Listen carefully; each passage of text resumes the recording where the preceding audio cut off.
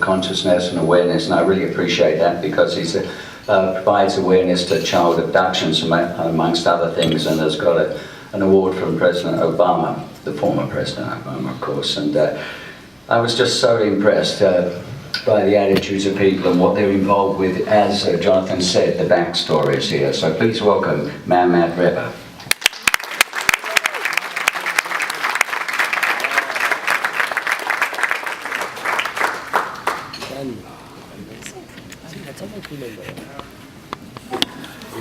Thank you all. I'm not a good speaker, but I'll try to put all the words together. First of all, I would like to thank Chuck for giving me this opportunity.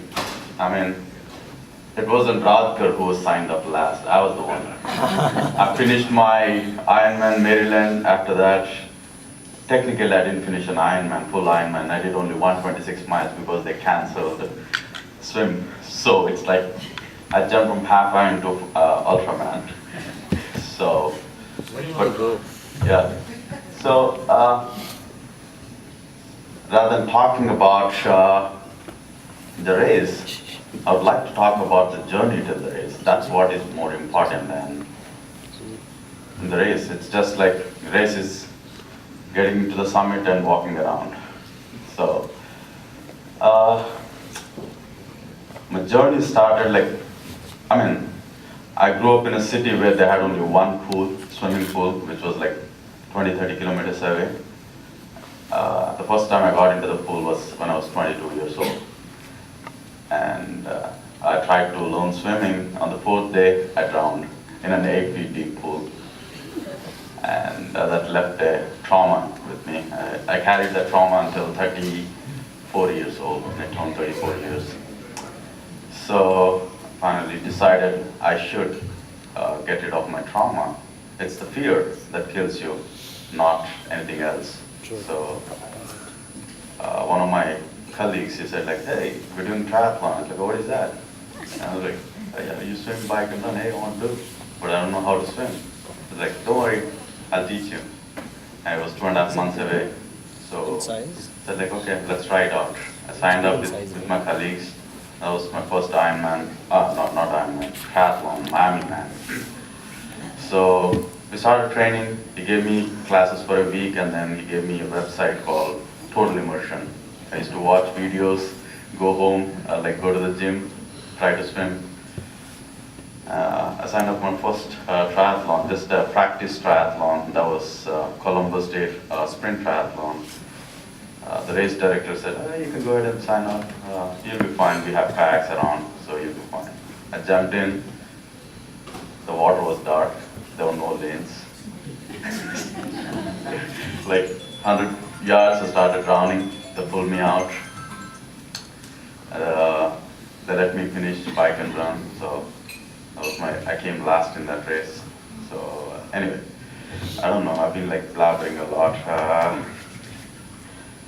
And after that, I continued swimming, watched more videos, and signed up for Ironman races, and half Ironman, and now Ultraman.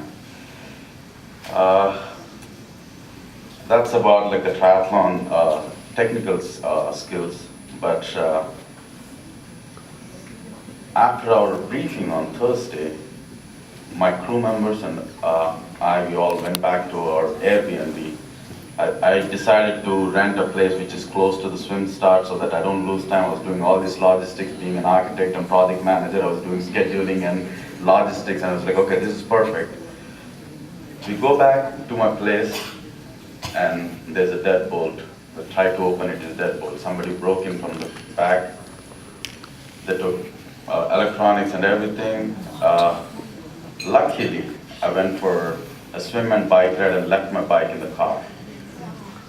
I was like, and I looked at the swimsuit, like, you didn't touch that. I was like, wow.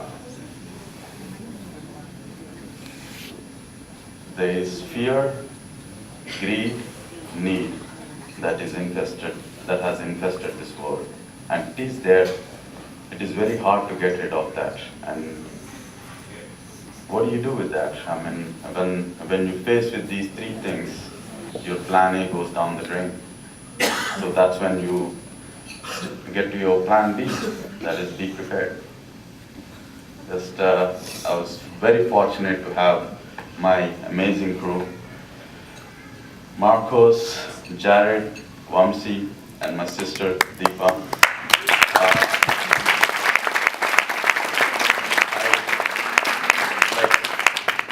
From 3:30 in the evening till like say 8 o'clock, we were like dealing with the cops, reports and everything. We didn't do our meeting. I prepared a binder, like step A, step B, every hour, I need to get this food, this. I had a binder, and the binder was like, boom. My nutrition and everything was like stacked into my car, and we don't have a place to stay that night. Luckily, Vamsi, he found a place in a spot in Westlake. We all took both the cars, came here, tried to sleep, but I couldn't sleep. I slept for only 2 hours. And the next day was the most challenging thing, the swim portion. But anyway, the thing is, I was very happy that I got 2 hours sleep. I was thinking I'll be happy. I thought I'll be happy if I get half an hour sleep, but I got 2 hours, so I was very fortunate. And from there on, it's quite amazing how my crew members ran with me. Marcos had he broke his shoulder. He's having when he puts his seatbelt, it hurts him. But he ran with me for 10 miles almost. I did nothing. I just and my Jared, he's got a messed up knee. He said anyway I'm going to have a surgery, I'll run with him. He ran another 12 miles. And in front of that I'm nothing.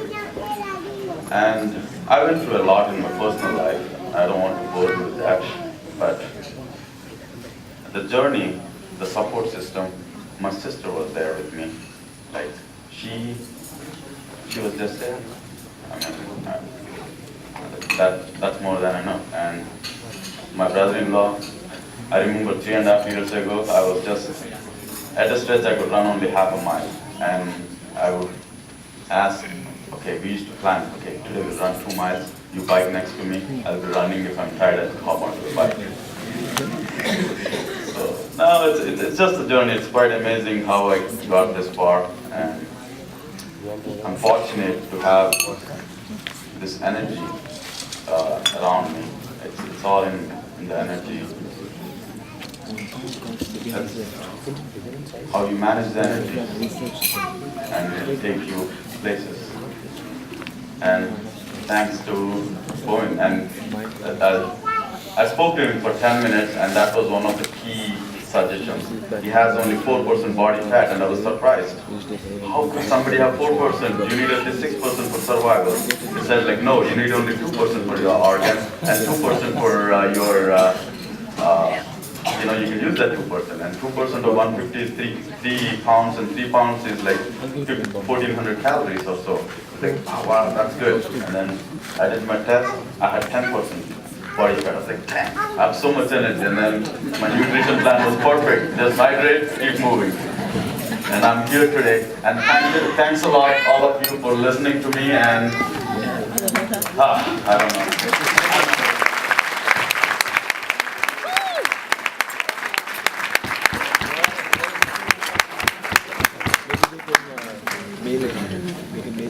So very